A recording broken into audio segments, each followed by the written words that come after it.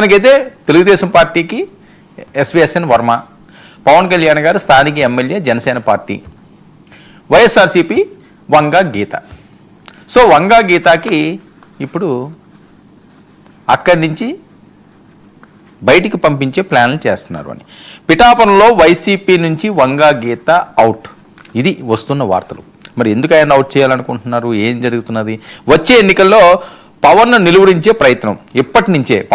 జగన్మోహన్ రెడ్డి గారు ఆల్రెడీ ఒక 20 మందిని పిలిచి ఫుల్గా లెఫ్ట్ అండ్ రైట్ ఇచ్చారట.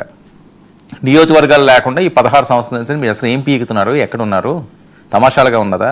అధికారం వచ్చినప్పుడు ఏదో బెల్లం చుట్టూ ఈగలు వాడినట్టు వాగుతారు, ఈరోజు అధికారం పోయేసరికల్లా ఎవరికి వాడు చట్టాపట్టాలు వేసుకుని వెళ్ళిపోతారు, నేను రోడ్లు పట్టుకుని తిరగాల అని చెప్పి ఫుల్గా ఇచ్చినట్టు వాళ్ళందరూ కూడా సెట్ అవుతున్నారు. ఒకరొకరు నియోజకవర్గాలకు వెళ్తున్నారు. కానీ బలమైన నియోజకవర్గాలు ఏవైతే ఉన్నాయో ముఖ్యంగా వాళ్ళ టార్గెట్ ఏంటి? పవన్ కళ్యాణ్ గారు. పవన్ కళ్యాణ్ గారి వల్లే వైఎస్ఆర్సీపీ అంత దారుణంగా ఓడిపోయింది అన్నది అదో ఫ్యాక్ట్. అది ఎవరు అనుకున్నా ఎవరు కాదనుకున్నా ఈ ఓటు శాతం వాళ్ళకి పనికొచ్చింది, వాళ్ళ ఓటు శాతం వీళ్ళకి పనికొచ్చింది, ఈ రెండు వాళ్ళని ముంచినాయి.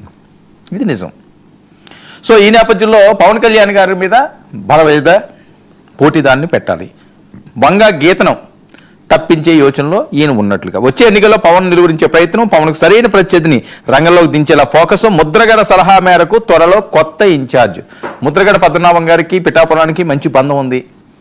ముద్రగడ కోసం ఆయన పవన్ కళ్యాణ్ గారి మీద ఎంత వ్యతిరేకంగా ఆనాడు మాట్లాడారు. సామాజిక వర్గం అంటే ఆయనకి ప్రాణం. అయినా సరే ఆయన అందులో ఎక్కడ కాంప్రమైజ్ అవ్వలేదు. పవన్ కళ్యాణ్ గారి మీద వ్యతిరేకానికి కూడా ఆయన సిద్ధపడ్డారు. అలాగే జగన్మోహన్ రెడ్డి గారు అంటే ప్రాణం